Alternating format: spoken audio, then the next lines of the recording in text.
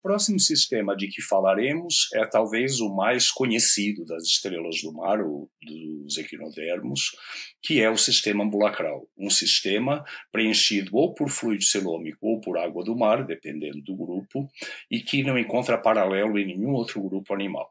E ele vai ser derivado do celoma. Então, esses animais, eles são deuterostômios. Sendo deuterostômios, eles apresentam um celoma tripartido, então um celoma dividido em 3 câmaras, sendo que essas câmaras também frequentemente, pelo menos a segunda e a terceira, elas apresentam mesentérios dorsoventrais, dividindo-as também em metades direita e esquerda. Então nós temos a protocela, a mesocela e a metacela, e cada uma delas podemos ser dividida em lados direito e esquerdo por mesentérios dorsoventrais. Normalmente, em bilatério, nós conseguimos acompanhar o desenvolvimento dos animais e ver o que cada uma dessas câmaras vai originar nos animais adultos. No caso das estrelas do mar e dos equinodermos em geral, isso é um pouco mais complicado, porque esses animais, a larva deles é bilateral, mas o adulto é pentarradial, vocês já viram isso. Aliás, acabaram de ver.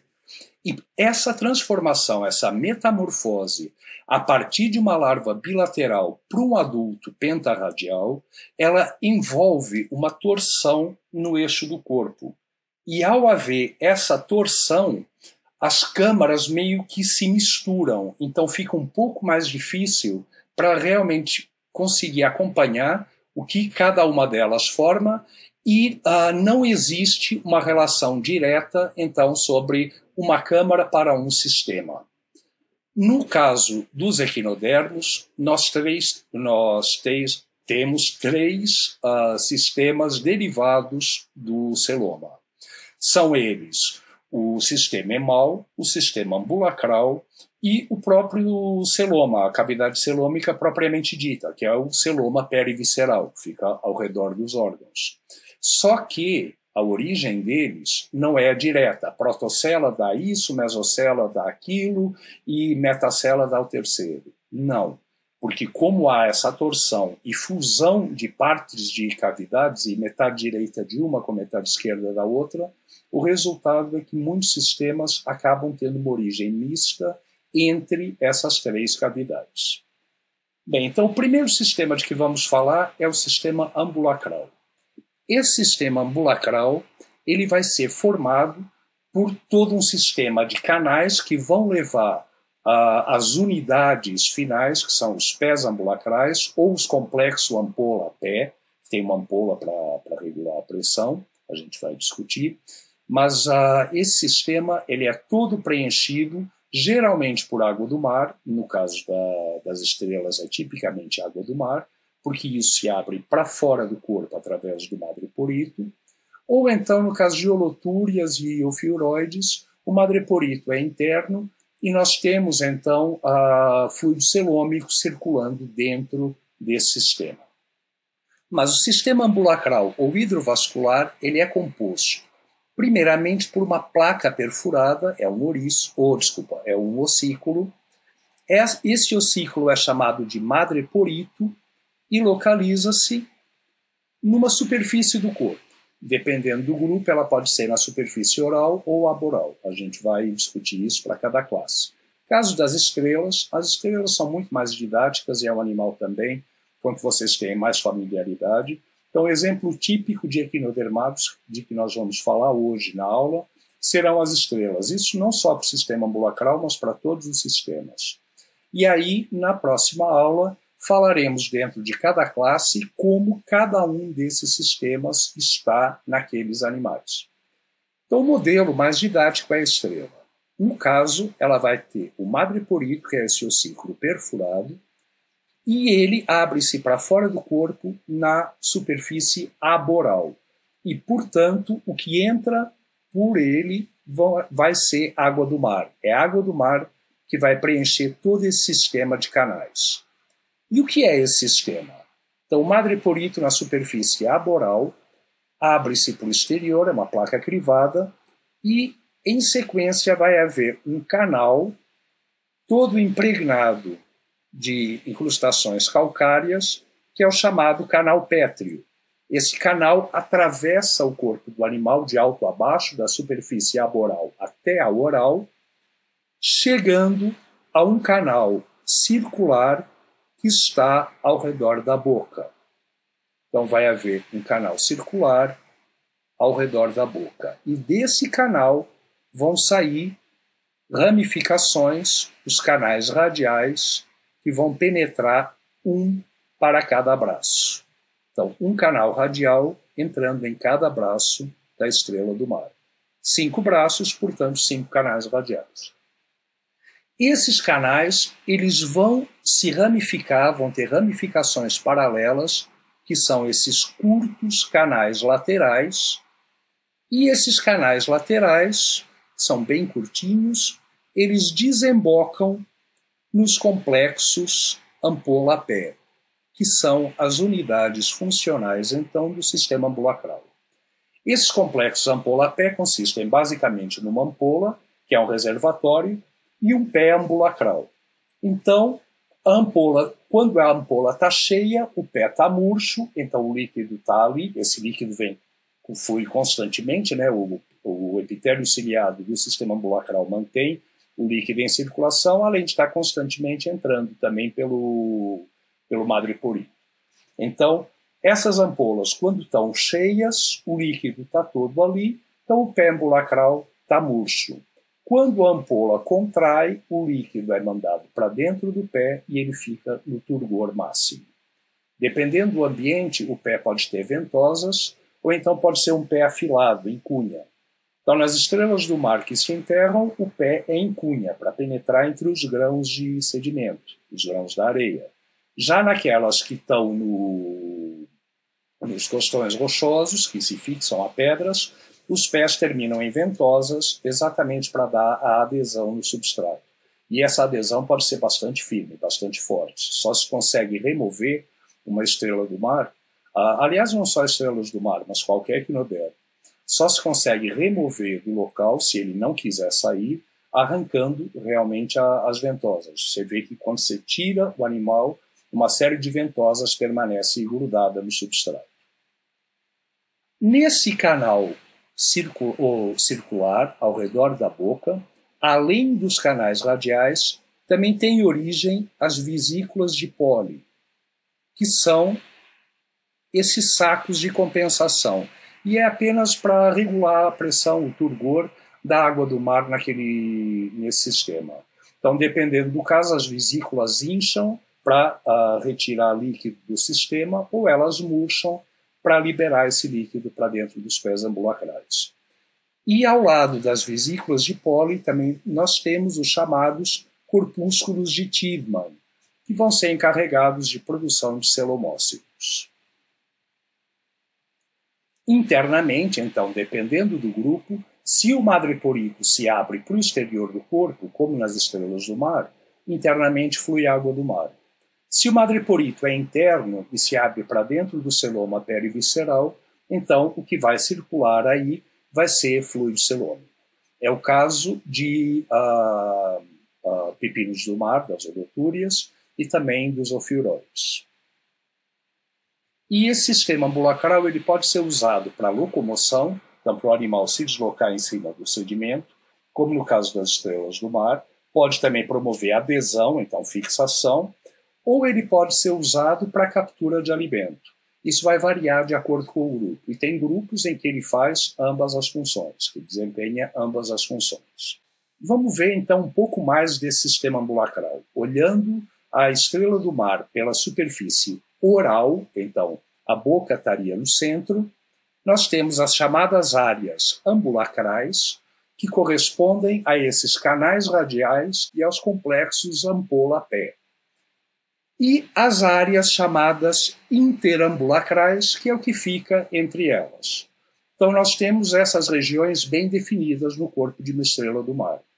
E com isso, e com a posição do madreporito, a gente consegue dar nome aos braços. Porque, lógico, vocês já viram uma estrela do mar andando, nenhum braço tem prioridade, não tem uma cabeça, não tem um braço que seja a região anterior. Mas para nos facilitar e para podermos estudar e descrever esses animais, a gente precisa, de alguma maneira, saber qual é o braço A, B, C, D e E. Então, como é que isso é nomeado? Vejamos. Olha, existe o madreporito, e esse madreporito está sempre localizado, no caso das estrelas, na superfície aboral e numa zona interambulacral. Vejam, está entre dois canais radiais, então estaria numa zona interambulacral.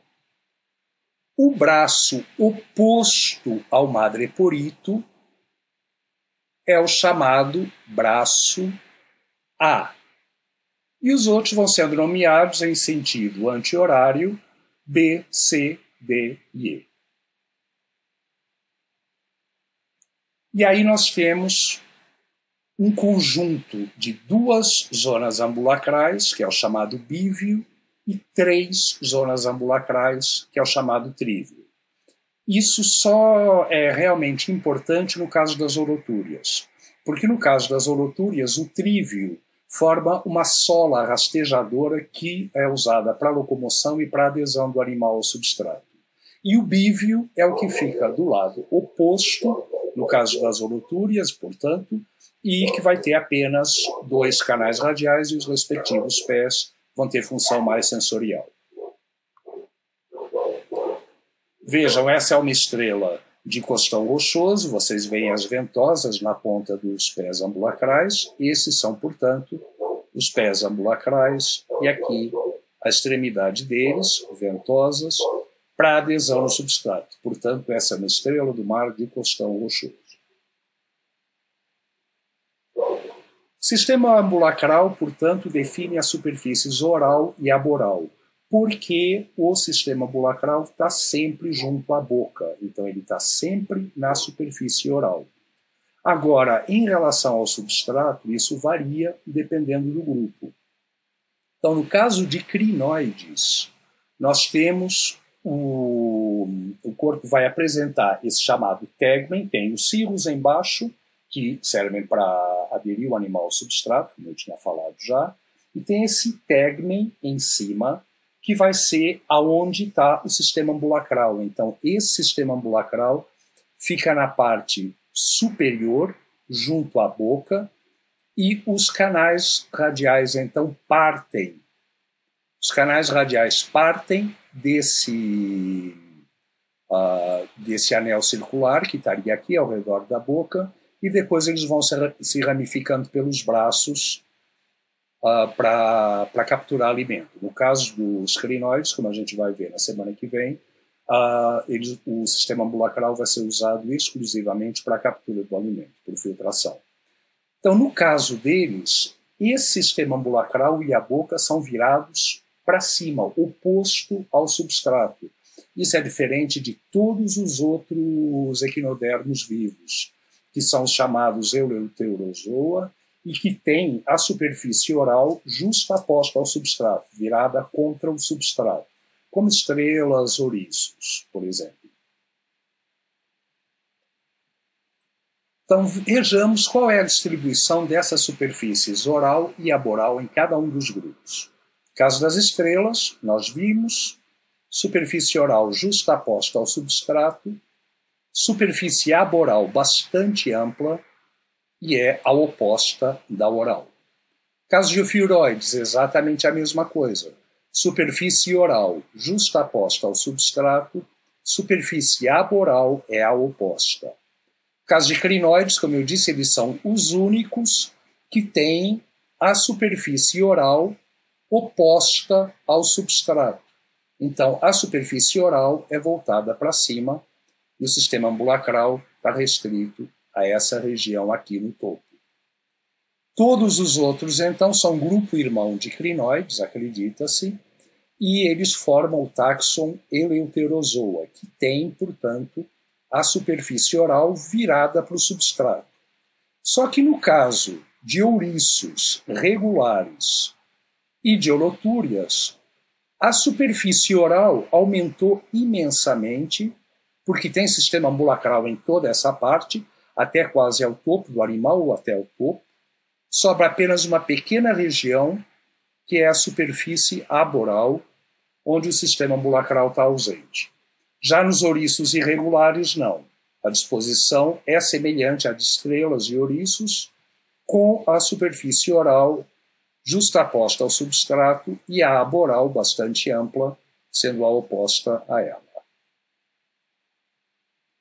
Só mostrando mais uma vez, no caso de estrelas do mar, a boca ela vai estar na superfície oral, por definição, juntamente com o sistema ambulacral, e isso é justaposto ao substrato, isso é virado para baixo.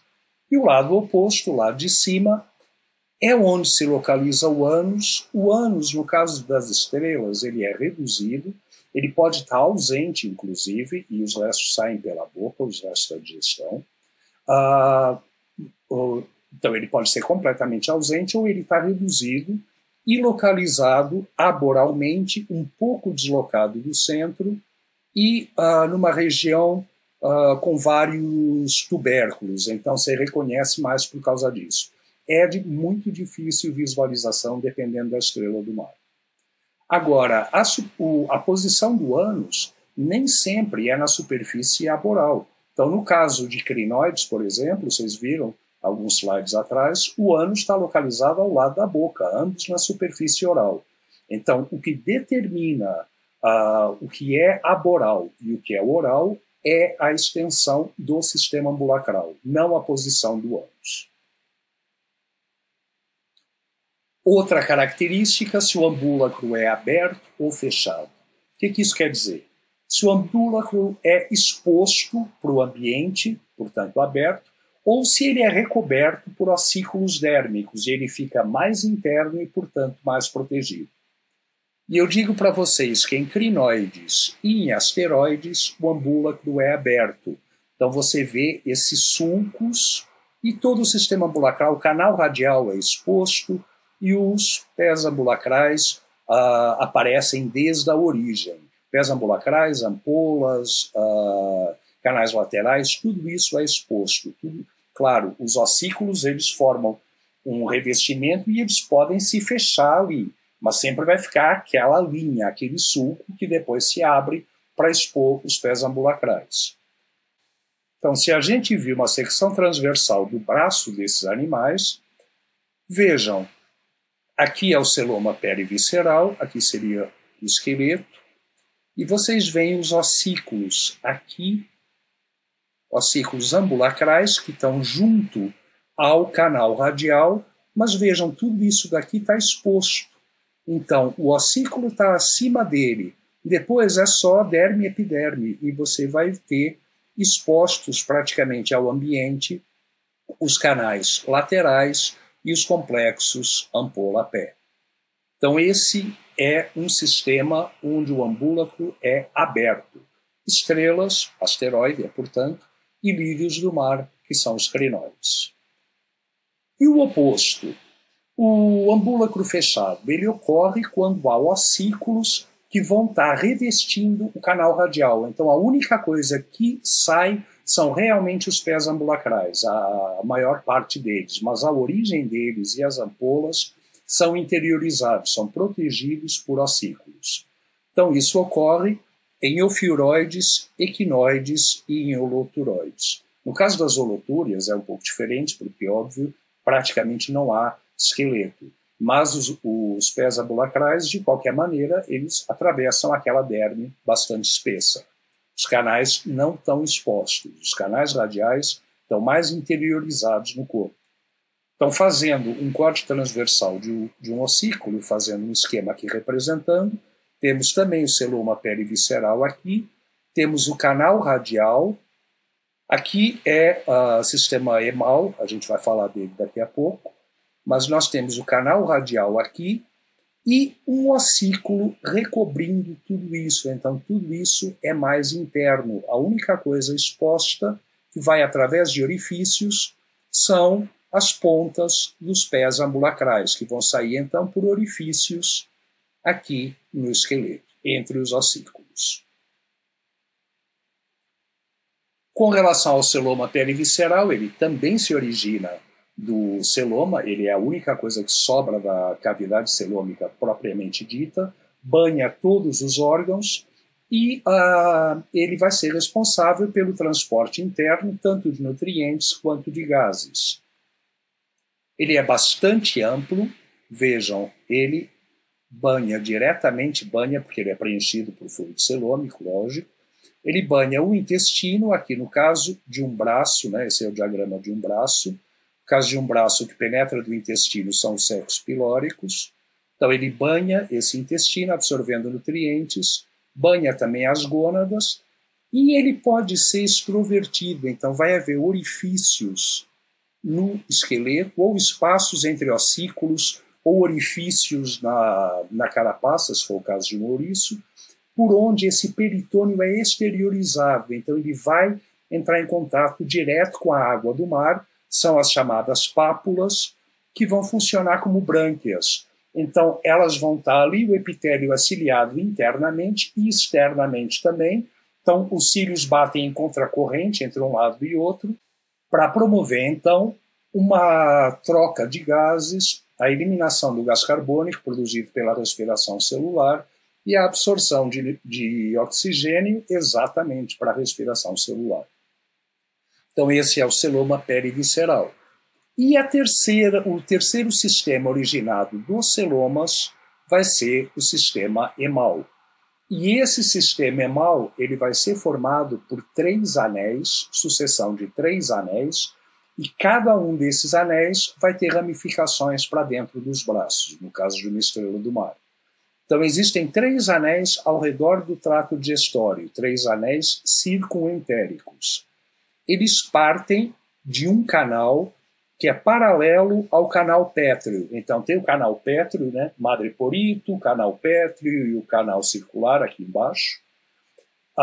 Paralelo a esse canal pétreo, vai haver um outro canal que vai ser esse seio axial, é um seio emal axial, em cuja parede vai haver uma glândula axial que também produz celomócitos. Mas esse canal é paralelo ao canal pétreo e vai haver poros entre eles ainda, vai haver comunicação.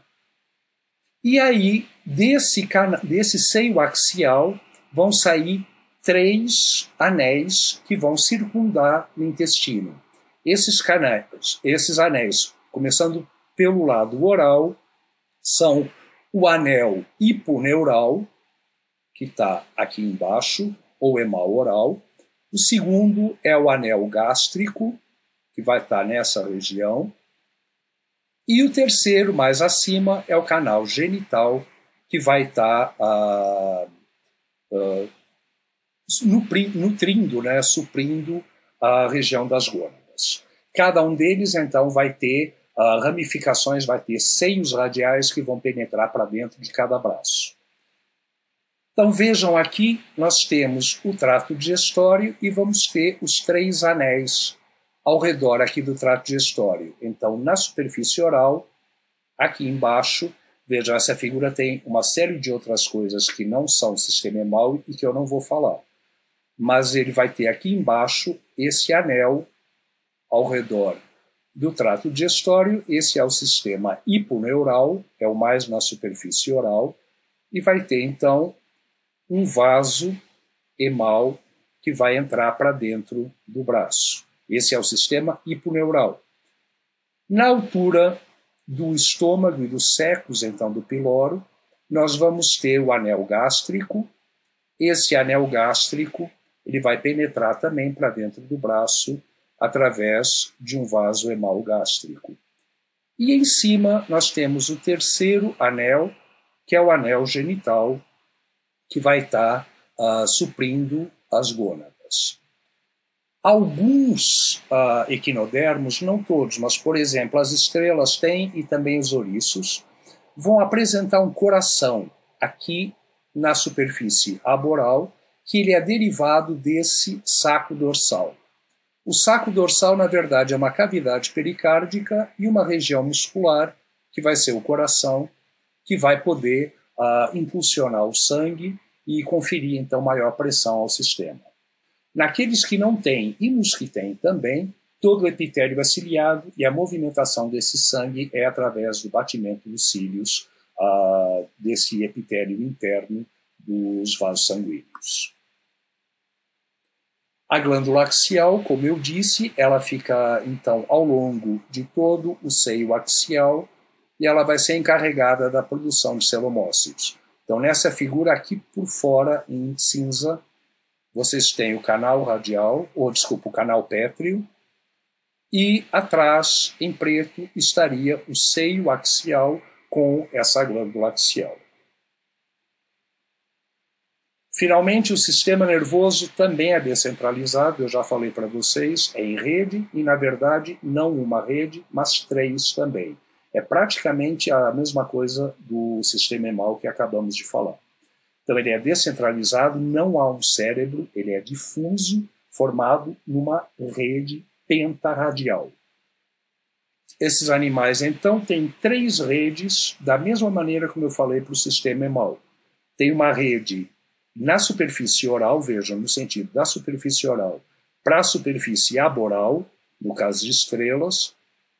Vai ter, a primeira rede é a rede ectoneural, é a mais inferior, é a mais na superfície oral, mais externa, portanto.